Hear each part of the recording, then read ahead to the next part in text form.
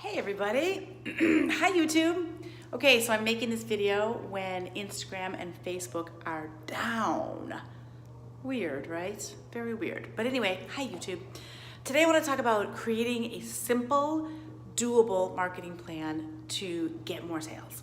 So people come to me because they want to sell more products, whether it's jewelry, accessories, a baby product, some type of utilitarian product, something that you sew, like a nurse scrubs, stuff like that, right?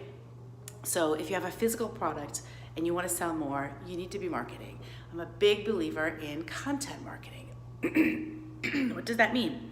That means offering something in the form of a video or a blog post or even memes, whatever, that is going to resonate with your audience, that doesn't say, buy my stuff, buy my stuff, buy my stuff, right?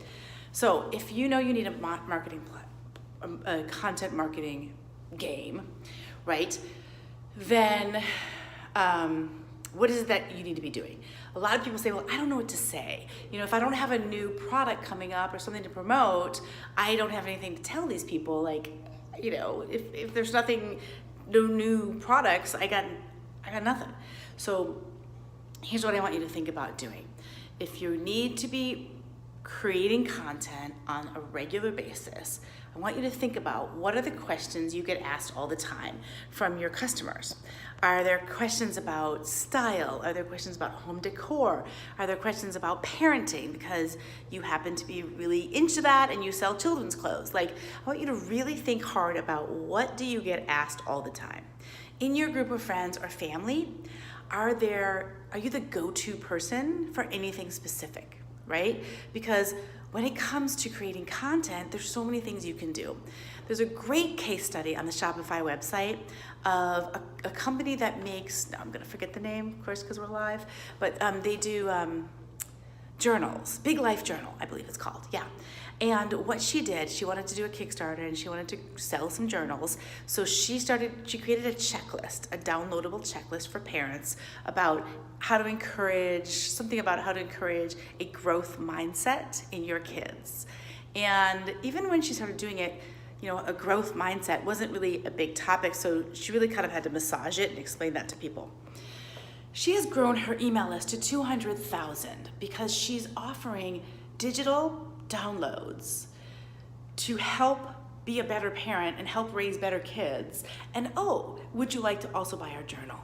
Okay, so a content marketing plan involves something that you can do regularly, okay? Now, a lot of people are like, well, I'm a terrible writer, I don't want to do a blog. Then don't do a blog. Have a blog and just put videos up. Have a blog and just put a new checklist up every week. Have a blog and make it a podcast, an audio thing.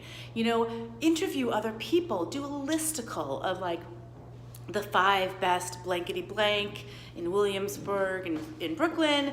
And these are, companies that you love that complement your brand, okay? You make jewelry, they make apparel, you shout out those other brands, you tell your audience about them, and then they retweet and regram that.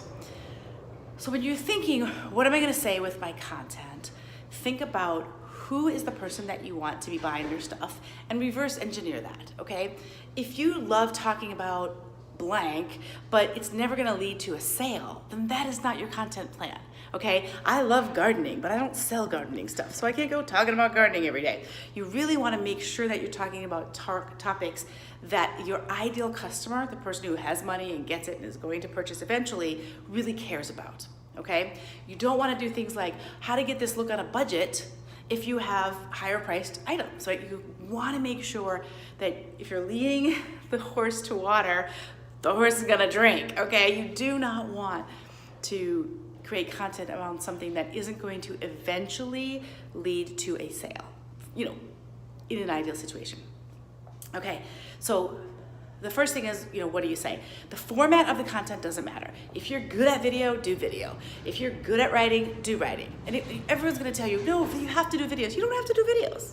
You don't have to do videos. You can create a meme and then talk about the meme and put that up on your blog every week, right? Always be building your list. Email lists are still important. They're still the #1 ROI for marketing tools that are out there. Okay, so email is still a very important part of your game. And the other thing that I want you to think about is, what is it that you'll actually do? This is where we fall short.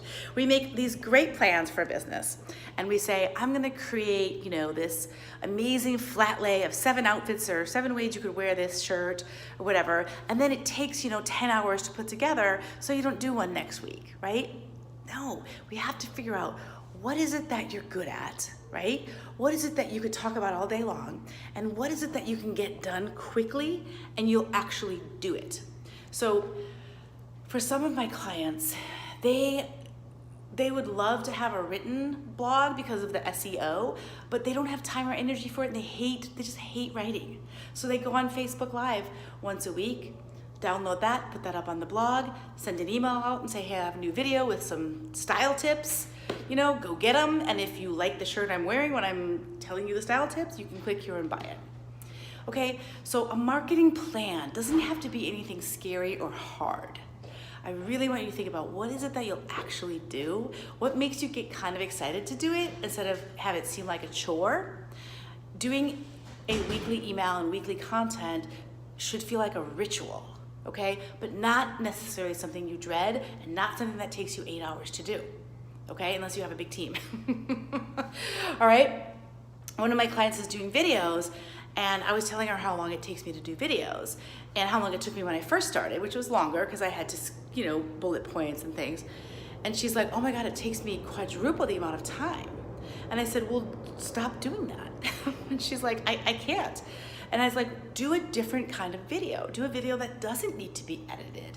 Do a video that doesn't need a lot of post-production that's gonna suck up all your time.